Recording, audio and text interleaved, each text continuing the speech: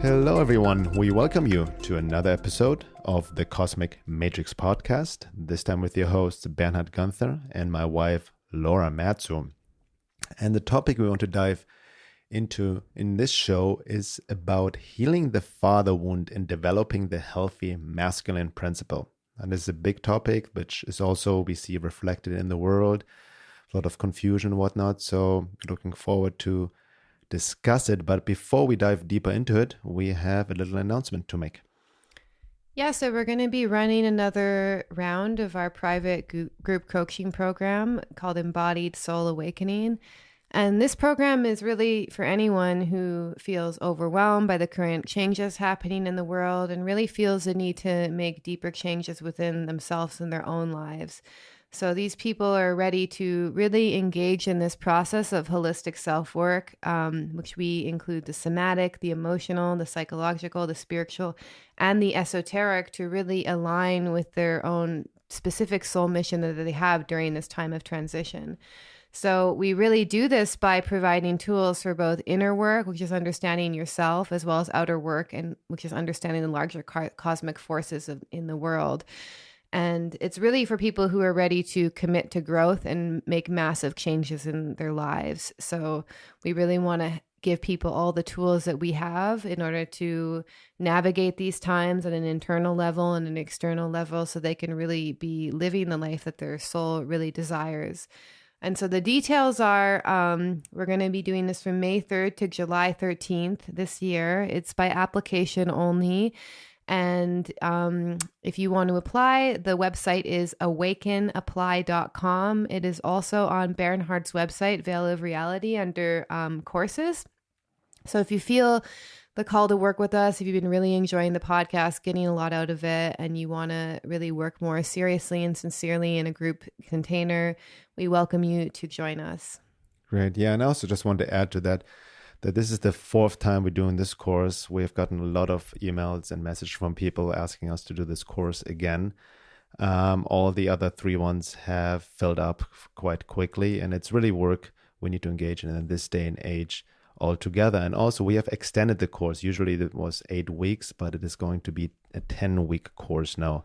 Again, limited to 25 people and by application only. And you can apply at awakenapply.com, as Laura just mentioned, or just go to my website, veilofreality.com, and look under courses.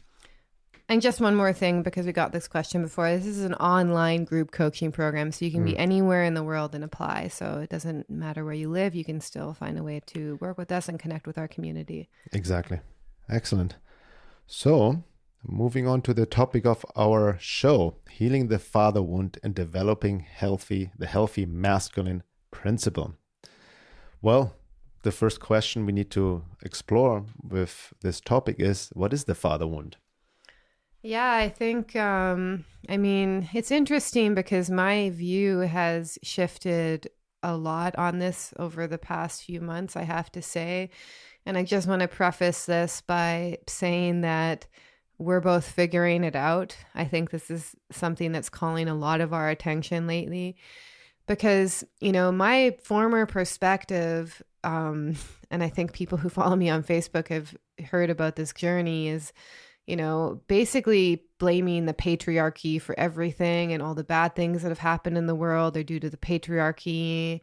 It was just a few, which I'm very far from now, for the record, but I don't feel like this healthy masculine archetype is really present on the planet. And if we do have it present, there isn't a lot of positive role models in this arena. So, to me, like a healthy father is someone who, has this ability to contain energy, is very self-responsible, is kind of like a wise figure in our lives.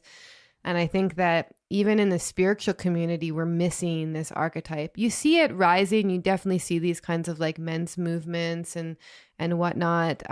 But it's almost like it's been an imbalance in many parts of the world. You see the far left, which is kind of a manifestation of this tyrannical mother, which we'll get into more detail later. And, the far right, which is more like the tyrannical father, So I think we need to basically find somewhere in between that. But just on a basic level, the fatherless world, I know very few people who had a healthy father. Like, it's a very rare thing. I've seen way more people who had a healthy mother and a healthy, positive feminine influence in their life than a healthy masculine influence. It's almost like a unicorn that exists, you know?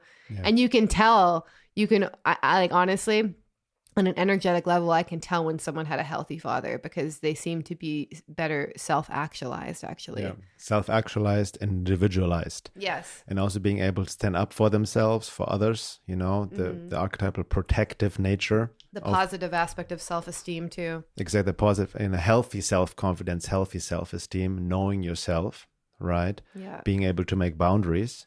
Yeah. And being able to stand up against injustice and you know, the anti-divine forces, which ties into what's happening in the world right now.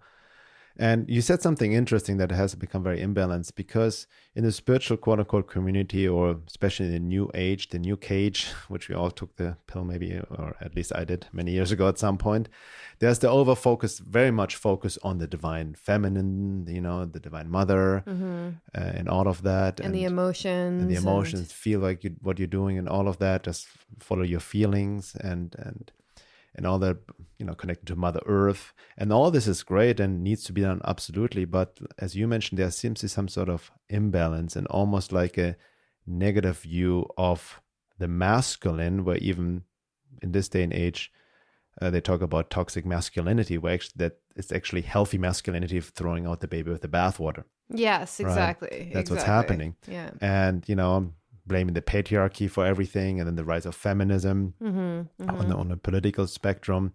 But, you know, it's important, you know, for all of us, and especially for men, get in touch with the feelings and whatnot.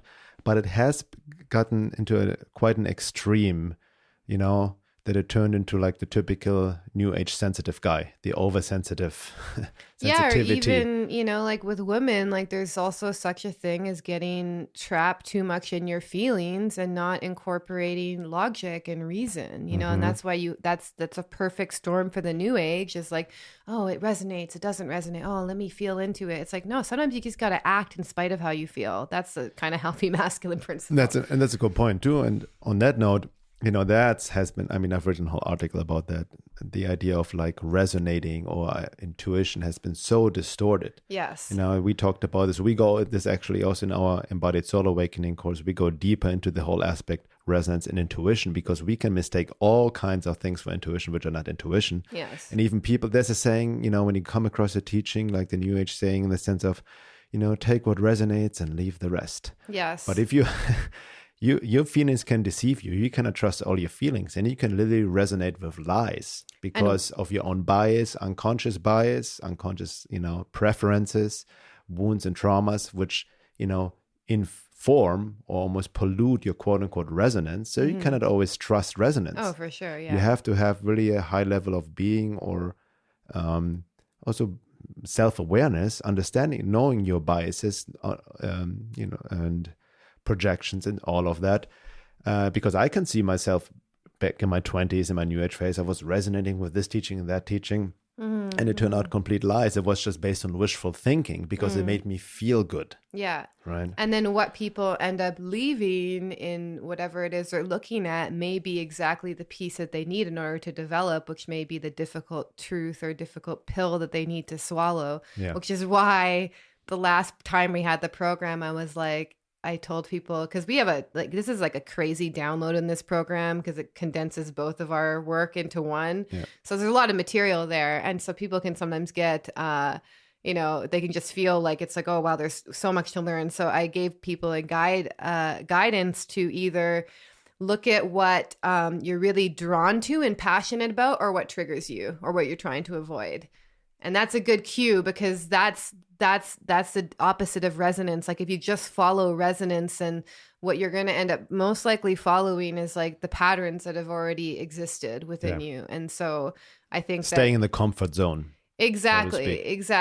And resonant is like, what is that? You know, like it's like, okay, you resonate with something, you don't. It means that it matches something within you. It doesn't necessarily mean that that's good or bad. It just means that it's already matching something that's already held within you. That's what I see it as. You know? It also ties into the New Age fallacy. Just think with your heart. You know what I mean? Like cutting, you know, turning off the mind. And that's the irony too. There's almost a paradox, because yes, we can fall into analysis paralysis. Logic has its limitations. Yeah. And we need to get more conscious into our bodies.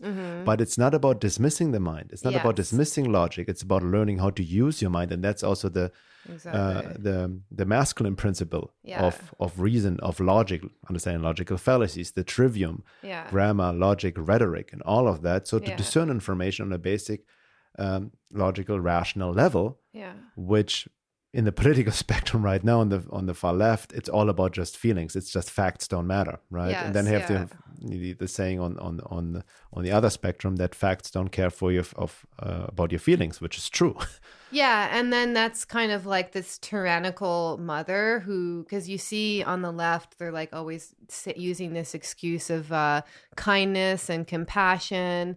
And that's why they're doing this. It's almost like it's kind of like, I forget the term, but like people who like over parent their kids and try and like protect them from anything bad ever happening, that kind of mindset.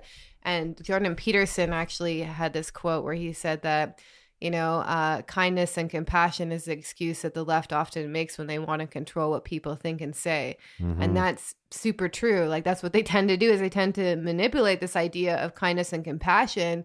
And, he actually made a good point in one of his talks, is that it's not always the time. Like if you want to start to solve these real world issues that we have, doing it from a place of kindness and compassion may not actually give you the result you're looking for as well. So there is a time for compassion, and then there's also a time for action and whatever else needs to arise. So that's kind of the shadow of the left, that they think, oh, just be our version of kind, be our version of compassionate. Because by the way, personally, I don't agree with their definition of this, what they're doing is kind or compassionate, but that's not always appropriate. It's interesting. That reminds me, when you talk about compassion, first of all, which we also, by the way, explore in our course, the yin and yang of compassion, and especially understanding the yang aspect of compassion, which also includes making necessary boundaries. That's an act of compassion, right? Self-compassion. And also, that does remind me, I've been rereading a book recently by A.H. Alma's of the Diamond Approach. It's really good. I really like his work. It's almost like he condenses Gurdjieff's fourth-way teachings very well, or at least he's very influenced by it. But here, there's a chapter about truth and compassion. That you have to have compassion in order to see truth or convey truth, but truth doesn't necessarily conform as you like it to be or with your feelings. So you have to have certain compassion to handle truth, because truth will also tell you things you do not like to hear, whatever the I is you identify with. Yeah. Right? That's his quote. He has this great quote: only when compassion is present will people allow themselves to see the truth. Exactly. Very well said. That's the whole point, because even showing somebody the truth, of what it is as it is, even goes against all your beliefs, all your identification, is an act of compassion. Yes. Right? So the left, or in general, compassion the word has been abused as a sense of just always making a person feel good, feel safe, and not disturb them. Right? Yeah, that's not compassion. Exactly. And that's also, I think that's why a lot of people, when they start their own journey, kind of focus on these more feminine principles like compassion, and learning how to accept themselves unconditionally, because those are the conditions necessary in order to actually start to make those hard realizations about yourself.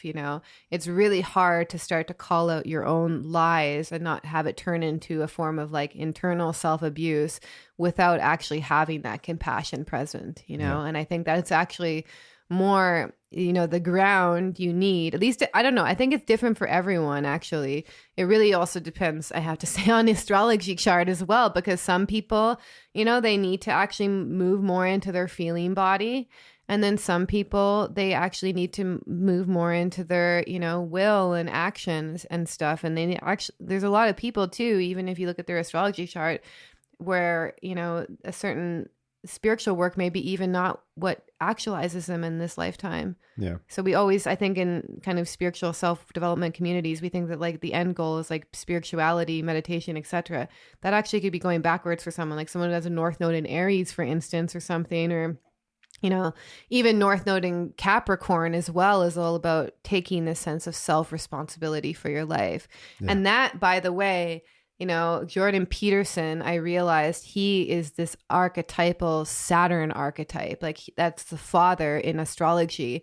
And I looked at his astrology chart, and he has Saturn conjunct his South Node in Aquarius. Wow. Yeah, so he's bringing South Node in Aquarius. South Node in Aquarius conjunct Saturn. So North Node in Leo. Yeah, exactly. So he's really bringing in this Saturn archetype, and he says in many of his talks that this masculine principle is about taking responsibility for the shaping of destiny, which is very interesting because in evolutionary astrology, the 10th house Capricorn Saturn archetype is all about taking responsibility for everything that happened in your life. Yeah. And that is hard. And I mean, not even, sorry, I'm going to correct myself, not even this life, but past lifetimes as well.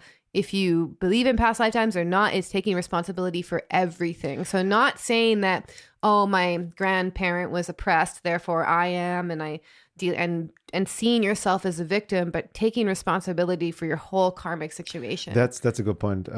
By the way, before we also talk more about Jordan Peterson, as he's coming back big time right now, I'm so glad about it after his difficult, journey dealing with his health.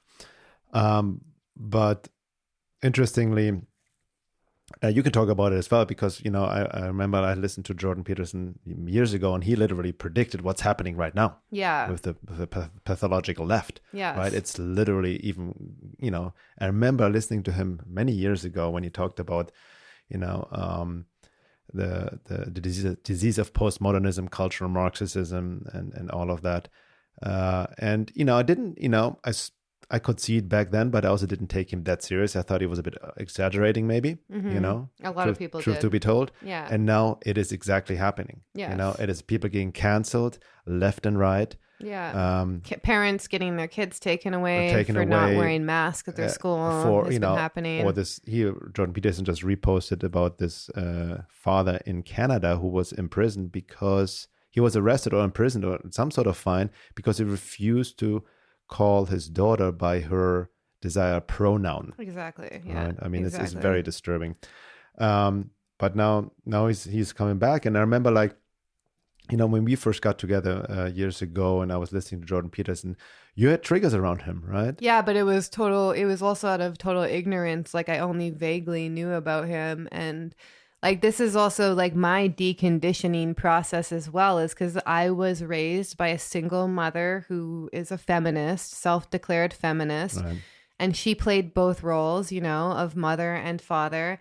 And so even over the past few months, I've been watching Jordan Peterson, and I've had to challenge almost every single thing that I've ever believed, because I'm multi-generational leftist, even there's social justice warrior themes woven into my ancestry, and so it's and looking at it also and also watching myself so that I don't swing to the other side of the pendulum as well, because I can see that kind of being a backlash when you go really far left and then just wanting to go far right, basically. Yeah. But it really challenging and being because this is also about a values thing, which I also think is related to the masculine. It's what do I actually believe, and why do I believe that, and where did I get it from, and is that something that actually aligns with my values now? So every time I listen to Jordan Peterson talk, I realize that it's a confrontation of everything that I've been taught to believe is true for the most part. I actually think he's actually more moderate than people make him out to be. They make him out to be moderate, yeah. They make him out to be a far right neo-Nazi, but he's not at all. He's actually very moderate. Same with Gal,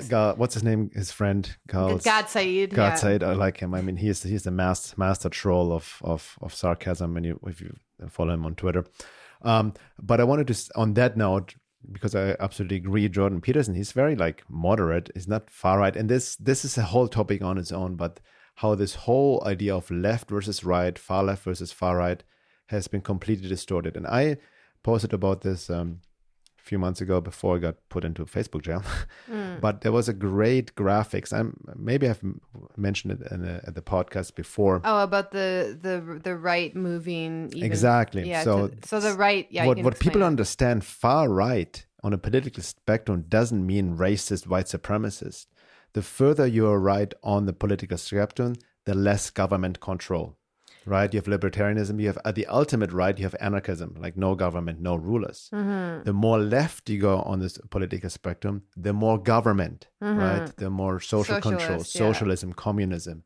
So that's it. And what has happened now over the past few years or building up, that there's no true center. The center is already very left, right? So even the Democrats and liberals have become now super far left. They're no true. The Republicans are actually now left. And the Republicans are actually more like moderate, almost a bit left, general Republicans, right? Yeah. And then obviously through the media propaganda and all of that, anybody who, challenges the status quo right now, what's happening in the world, is being painted as a white supremacist, far right winger, racist. Yeah. That's the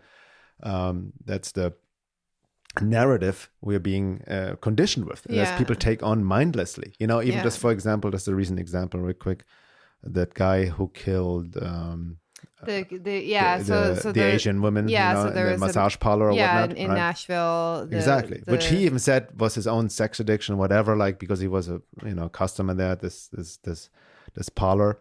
And obviously, right away, without surprise, the media paints it as a white supremacist who hates Asians. So now they have the whole Asian thing going on, right? Yes, yeah. I mean, just that, I just wanted to put this out there on the side note, that this whole left versus right spectrum on a political level has been extremely distorted, and it's being used now for social engineering. Yeah, and what's the reason that Jordan Peterson triggered the left so bad is because he literally represents the opposite of what they represent, in a sense, because it's all about, as I said before, this like archetype of the tyrannical mother, like everyone is fair, everyone gets the same, you're not allowed to say anything that never hurts anyone, it's really overprotective, actually, and so when then Jordan Peterson comes and he's like, no, take responsibility for your life, clean your room, get your shit together, I could have actually, when I was watching it and I kind of mirrored it back to you, I was like, I didn't have anyone like this in my life. My mother played that role.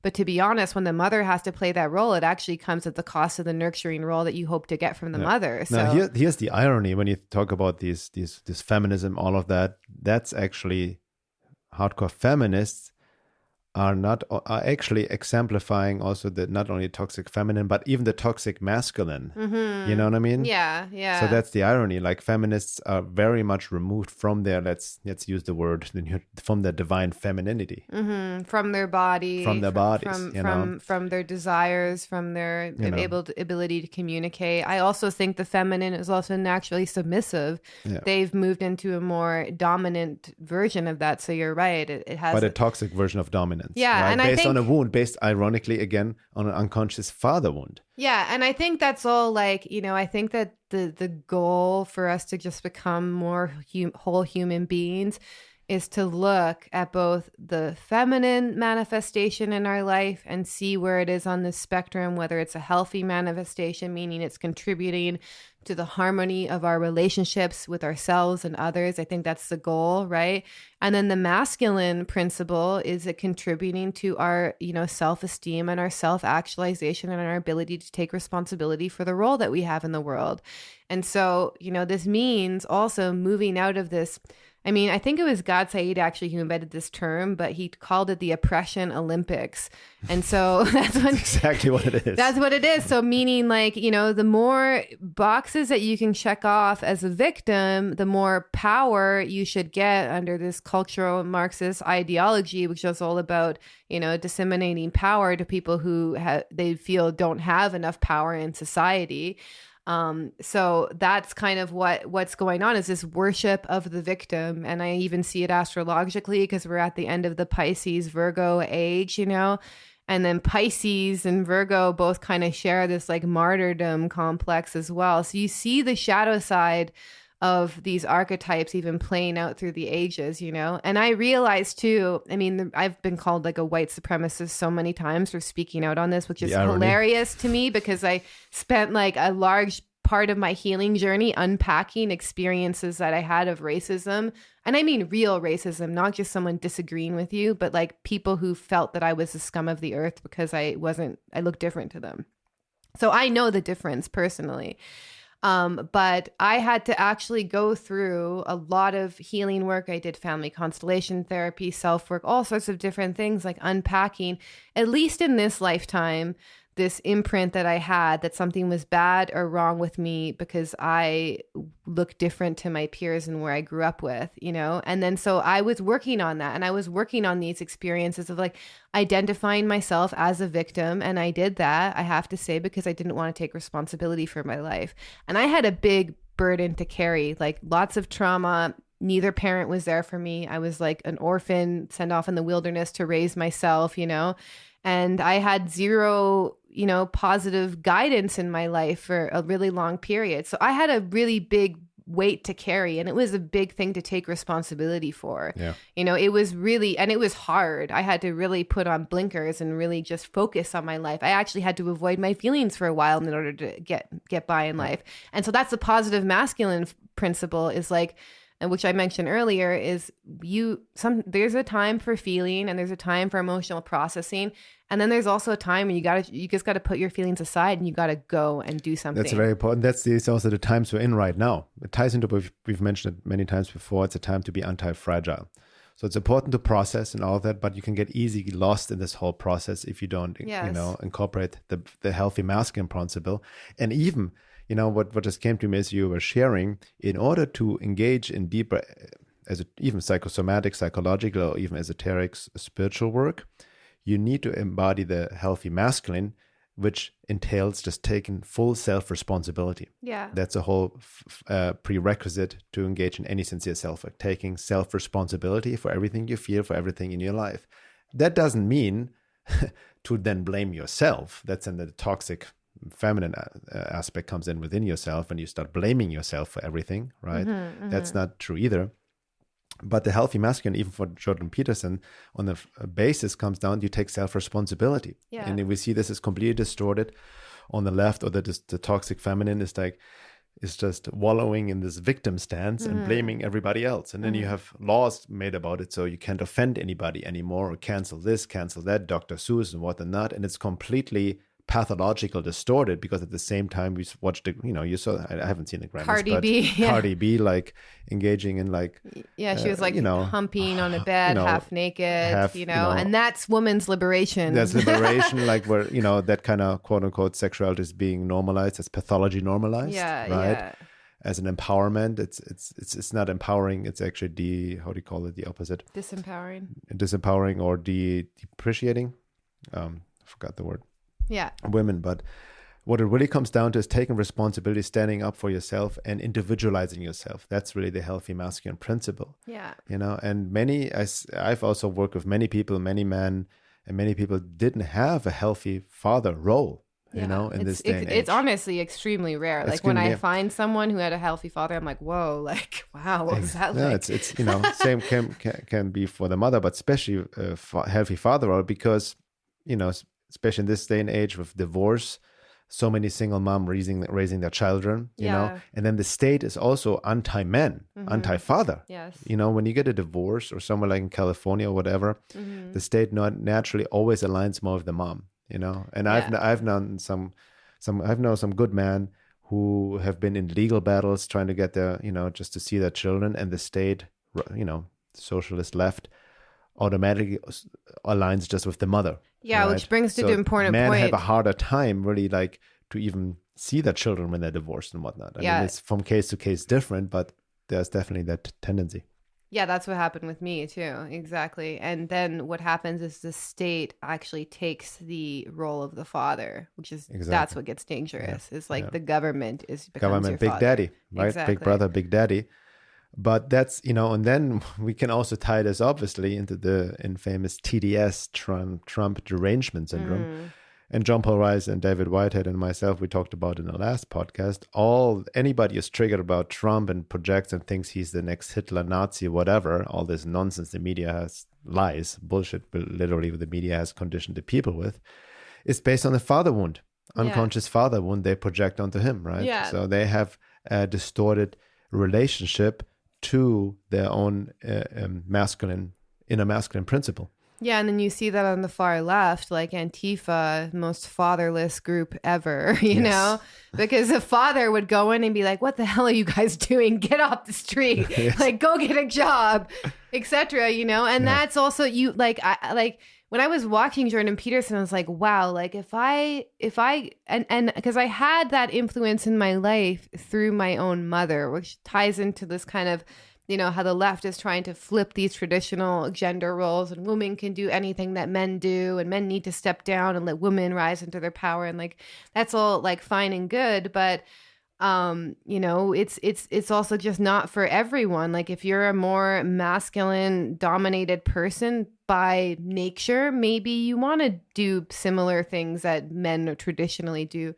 But for me too, I had this kind of like, almost like interesting like awakening in a relationship where I realized like I really like taking care of the home. I'm like a Cancer moon, Cancer sun, and I'm a woman. I really like cooking and doing all these traditionally feminine things, and I never really got that from my feminist mother. I actually got that from my grandparents who are more traditional in that sense, because it was just also the ages as well. But I can also see that because the left has tried to really like flip gender roles, actually the most rebellious thing you can do now is to like get married, have a family. You know what I mean? Like being a stay-at-home mom actually is an act of rebellion in this age, basically. You know, I want to also tie this into, you know, the process of embodiment. That's something I've written about a lot in my work. I even had a webinar on this topic.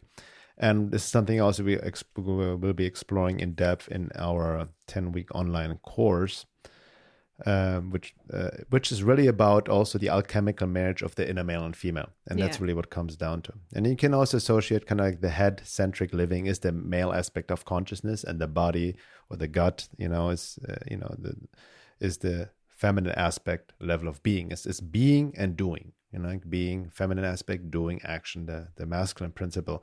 And both needs to work harmoniously, right?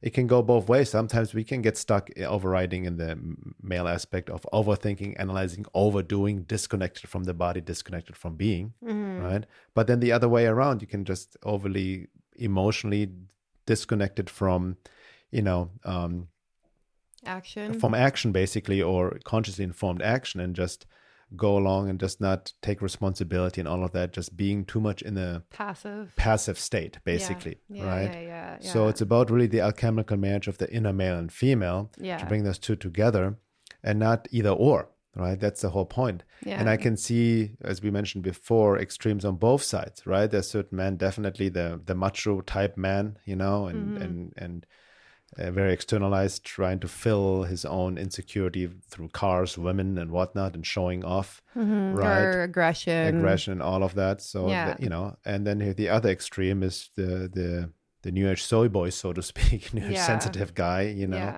who has no boundaries, cannot stand up for himself, and doesn't avoids even conflict, and tends to also not self-actualize, you know, like they, like, you see this all over the place in like Bali and Thailand, no offense if you live there, but like guys who just avoid actually just taking responsibility for their life and playing some role in society because they're caught up in these like new age circles where they're always just, you know, in the feminine too.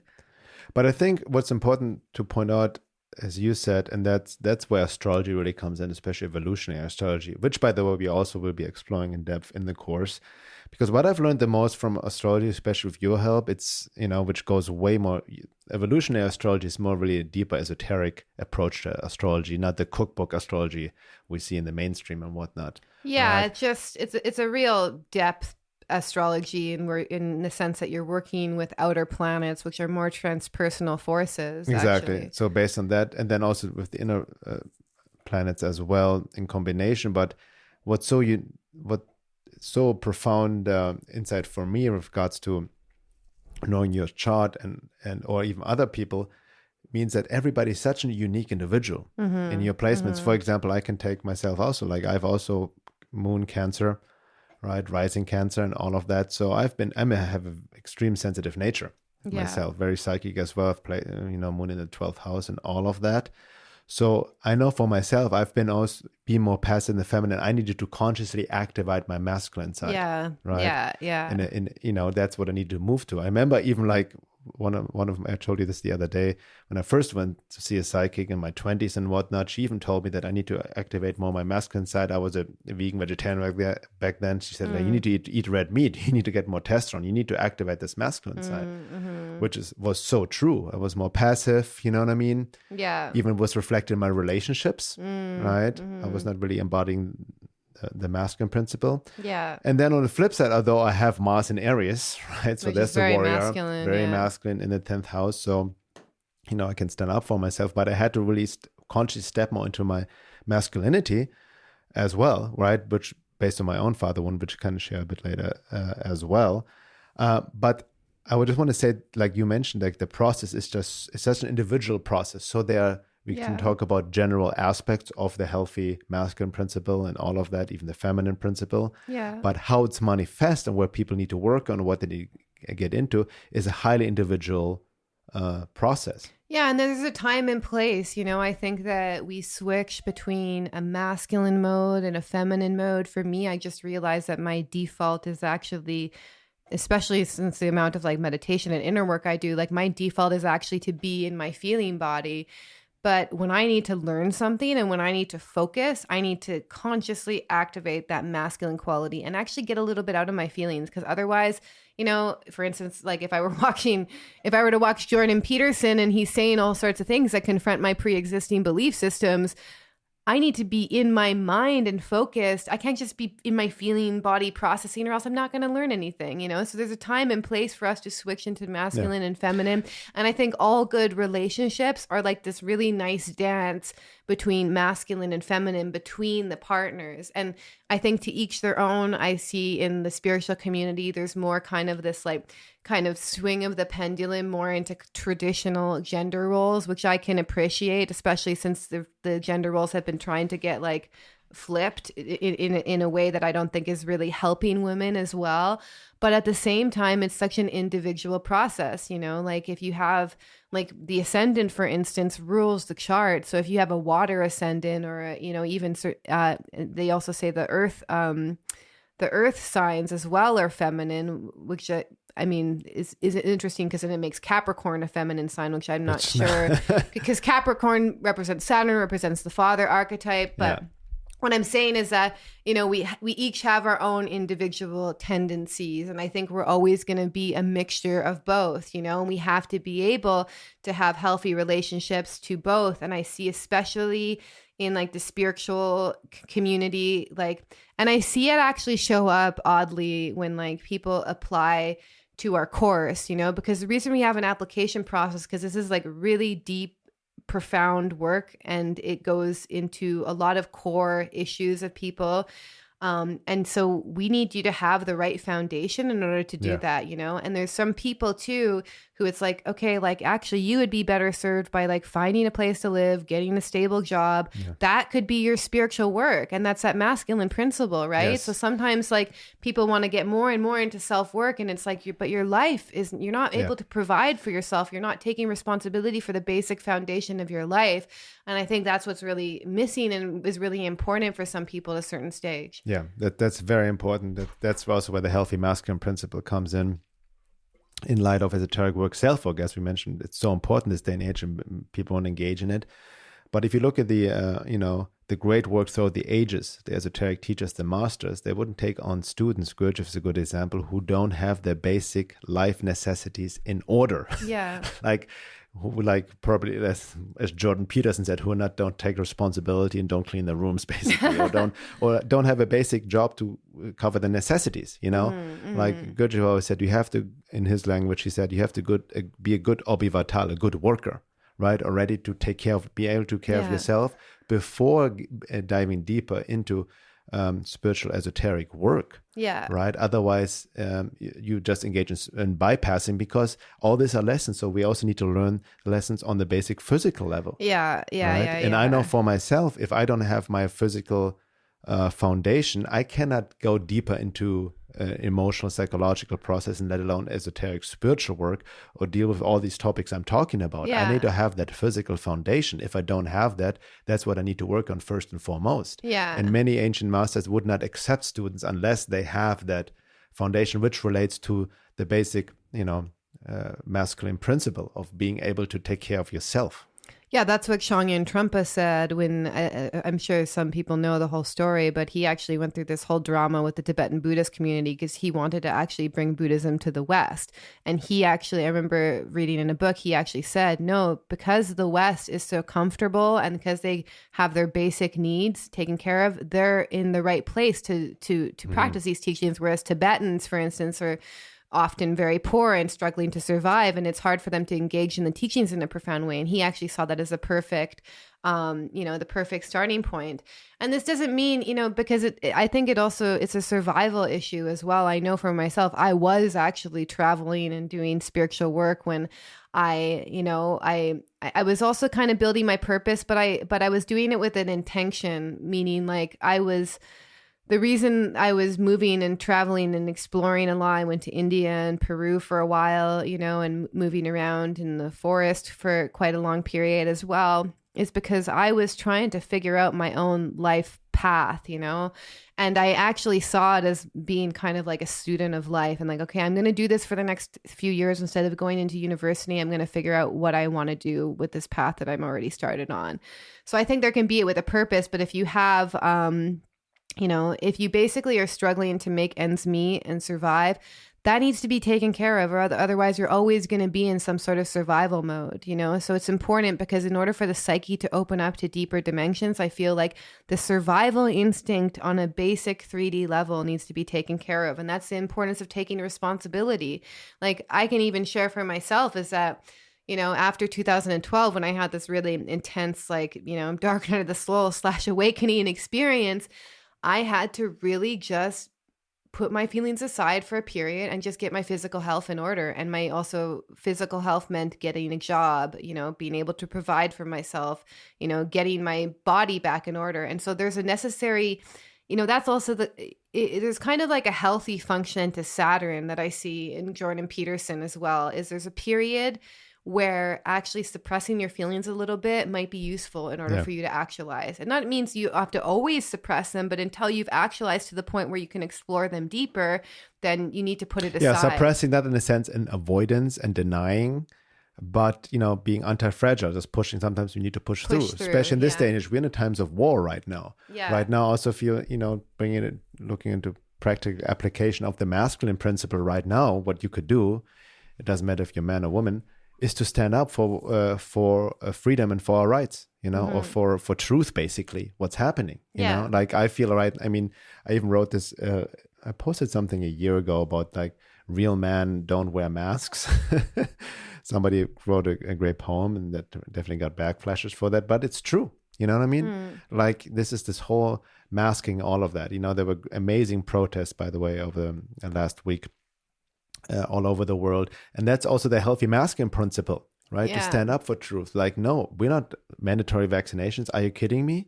This is not going to happen with an experimental vaccine based on a quote unquote pandemic with a 99.97 survival rate to begin with. Yeah. Doesn't make sense. There's something else going on in the whole, masking and all of that. So this is where we standing up for truth. That's a healthy masculine principle, right? And it's interesting. I had the other day, I met up with a good friend who I will also have on the podcast soon. He has a project going on, the Renaissance of Man, about bringing back the masculine principle, the healthy masculine.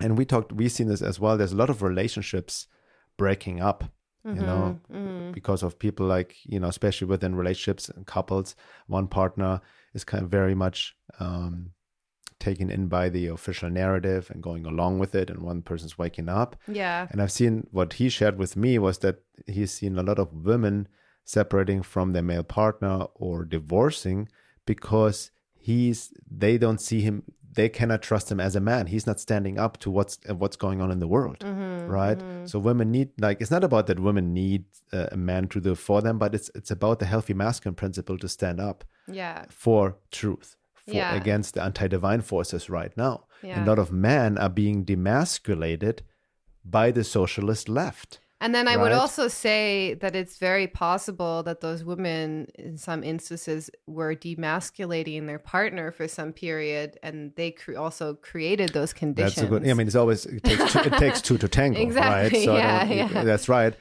But what I'm saying is like, because the masculine principle obviously also goes beyond male or female gender, but still, there's fundamental difference between man and woman from a biological level. And on that note, all these gender, different genders now coming up, this whole gender identity politics and all of this, it's just distortions of the feminine and masculine principle. That's what it comes down to. When you look at Hermeticism, one of the Hermetic laws, principles, divine laws, absolute laws, is the principle of gender. There's masculine and feminine. That's it, like in biology. And I feel a lot of people who are dealing with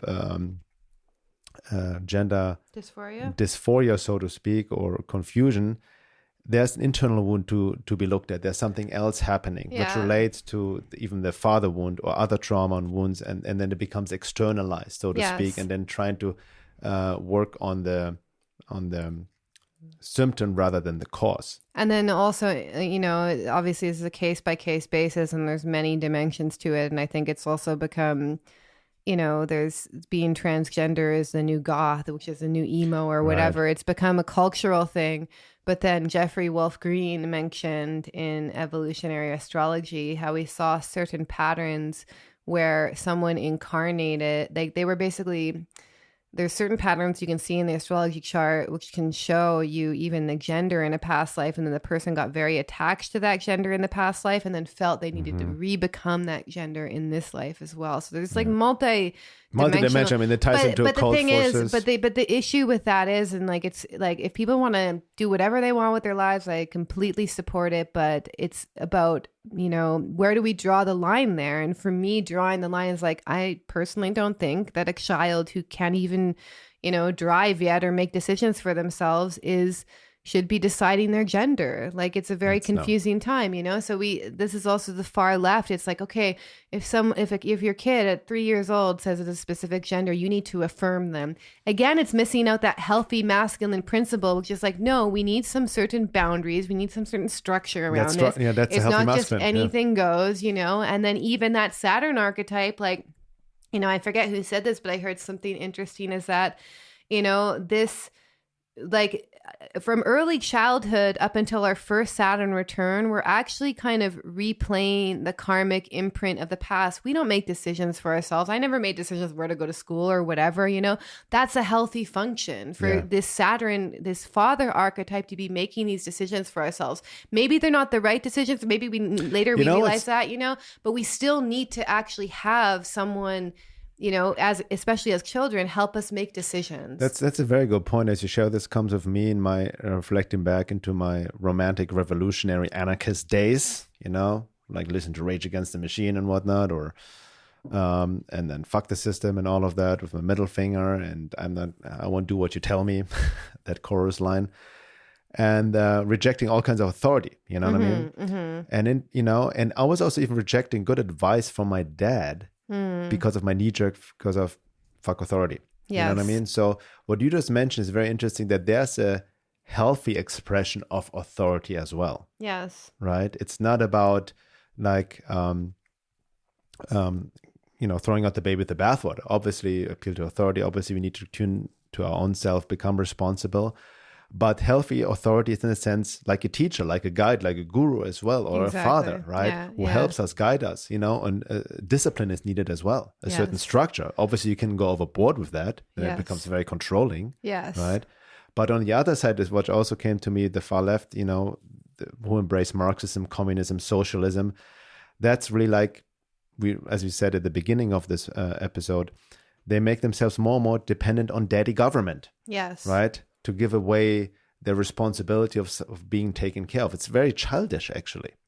Right? Yeah, because the government has substituted the role of a real father. That's exactly the issue. Yeah, and that's the irony. Like the left is all about destroying the family unit. Yes. And then create the government as a replacement for family, for the father, right? Which is also by being design. taken care.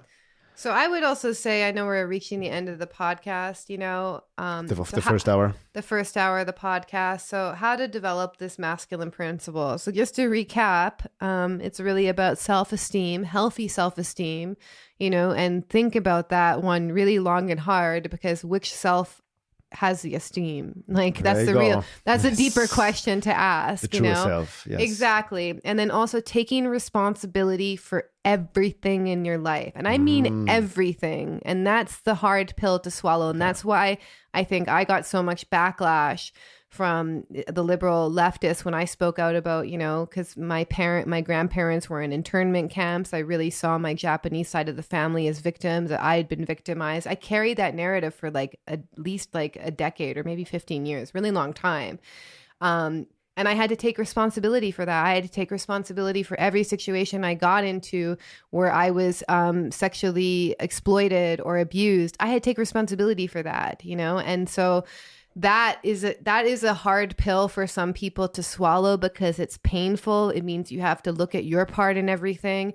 It means you have to be humble, and you have to develop humility, and realize that you're not perfect. You're learning, you're making mistakes. So this is about self-responsibility and taking self-responsibility for your life. Like, don't wait for the COVID check to come in order for you to, yes, don't make it. That's a big one. Like, can I just interject this real quick before we go on? Because this is how they get you also, right? The dangling carrot of universal income, or the COVID check and money here and there. And then you make yourself again dependent on the government. And by receiving that, you actually engage in some sort of trap of agreement. And I'm not saying not to take support and whatnot. And obviously, right, people are struggling. So you take what you can get.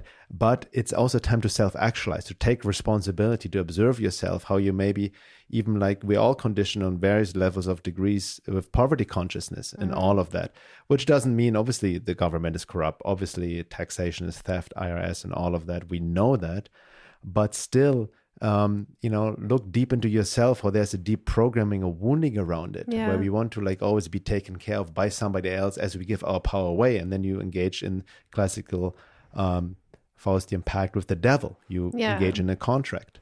Right. Yeah, and that can be hard for people. Like when I first had to learn this concept of self-responsibility, I had no money. My health was in disarray because I was recovering from 15 years of drug abuse or more.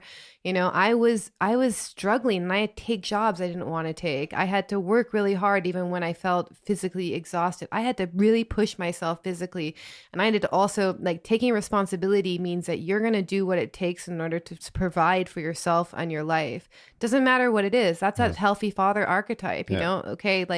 So for people who you gotta pay your dues. Yeah, exactly. You really do. And you have to learn this kind of grit, and learning how to just, take the reins of your life instead of being this passive person waiting for something to happen for you. That's also ties into universal law and Hermetic principles as well, but also ties into that, I forgot the line, but the idea that from an esoteric text, Hermetic text, that there's no such thing as a free lunch in the universe. Nothing is free, right? And that's the lie of the anti-divine forces which come through the left, the communist, socialist agenda of see this free education, free universal income, free this, free that. It's not free. Free health insurance. It's not free. Yeah. You not only will the taxes be extremely high, but you're selling your soul and you're getting something for nothing. So that has karmic consequences if you agree to that. That's from an occult level and trap of agreement, which will have repercussions in lifetimes to come. Yeah, right? So that concept of taking self-responsibility means that every single aspect of your life that you're not happy with, you're responsible for, and you need to work on that. It's hard for people to swallow that. I know for myself, if you would have told me that when I was a social justice warrior, I've been like, "F you! It's the white patriarchy that's keeping me down," and that actually kept me from self-actualizing my life, is identifying myself as a victim. And the moment that I started to be like, okay, I'm responsible for this, cleaning up this mess, I'm going to do everything that it takes, I'm going to stop identifying with myself as a victim, my life changed. And people also don't understand that, a lot of people want to be doing work and helping others and doing similar work that we're doing. We work with people like that, right? But like, we work really crazy hard as well. Like, are you willing to put in these hours? Are you willing to start your workday and like answer emails when when you don't feel like doing it? Like, there's this is that Saturn archetype is like, okay, I'm going to build something of value here, you know, and that's really important. And this is that self-actualization piece. So, you know, I feel to the greater extent that you can take responsibility for your own life and figure out your own stuff. And then you become someone who can actually start taking self-responsibility for the world. So even speaking out, for instance, that's all fine and good. That's important. That's an aspect of taking responsibility for the world. But if people are speaking out all day on Facebook and their basics of their lives aren't taken care of, then your self-responsibility is not complete either. You know, you're just speaking about stuff. Yeah. No, and, I just wanted to add on, because we're ending the end of the first hour, that also when, bless you, that if you guys, anybody wants, you know, I want to go back to what you just said, you know, that's also a masculine principle. You only get as much out of it as you're able to put into it, like, you know, in terms of effort. And that's one of the things we go through when we, the application for our course, when I have discovery calls, like I make people clear, like, this is an amazing program. You have an opportunity to work with us, and we provide a lot of material based, again, on the fourfold approach of holistic self-work, working on all level, doing the inner work, but in context of the outer work. And that's very unique of our program, based on my work, like really putting into context what's happening in the world right now, with the end game of the matrix forces, the anti-divine forces, and what's happening in light of the evolution of consciousness, time of transition, because there is an awakening, but we need to consciously engage in it. And there's also the masculine principle. Yeah. Right? There needs to be conscious doing. Yeah. But it needs to be informed by the quote unquote feminine, by being, which is connected to your true self and all of that. Right? But again, if you're interested in working with us and in enrolling in the 10-week course starting in May, go to awakenapply.com, where you can fill out your application. And then we'll send you more information about the course, or you can learn about it more on my website, veilofreality.com as well. So, and can I just add something on that related to this healthy masculine principle? And if you want to join us, please act fast, because I can't tell you how many people will email me in the week before we start the program, or a couple weeks before we start the program, and we don't have any spaces left. That's happened every single time we've ran this course, is people wait on it because it already is filling up. We've only made one post about it on Telegram once, and it's already filling up quite quickly. So, you know, this is, again, that will, that action. It needs to be, you know, just sometimes that's a good point. Sometimes I can see this in myself as human, and others, people like, oh, I gotta feel into it, meditate into it, which can be fine and good, but it can also be like the dark side of the feminine principle of just like wishy-washy, and then like using it as a bypass, that I'm like, oh, I don't know, I'm not sure. And fear of making decisions. That's another one. But let's talk about this in the second hour, because the healthy masculine principle is also about making decisions, you know, and not wallowing. Staying in the state of indecision can actually open up the doorway for occult hostile forces. Tom Montauk talked about this. So we get into this in the second hour. And also we want to talk about the distortions of the masculine and feminine dynamics in the Neo-Tantra movement, very obviously. And obviously it ties into the warrior archetype, the warrior healer, which also I talked with John Paul Rice and David Whitehead in our last episode. So Laura and I want to go deeper into that. As well as I want to share my own personal stories about my relationship to the masculine principle, and my own story, and what we can do to heal it and become more integrated in all of that. And anything else we want to talk about? No, that's it. That's it. And whatever comes up in the second hour. Again, the second hour only for members. If you're not a member yet, you can sign up at my website, veilofreality.com, under membership. And you will have access to all the second hours of the Cosmic Matrix podcast, including the membership forum. And we also appreciate it if you sign up to support our work. If you like our work and all the content we've been putting out in audio, video, or written form. And with that being said, see you guys in the second hour.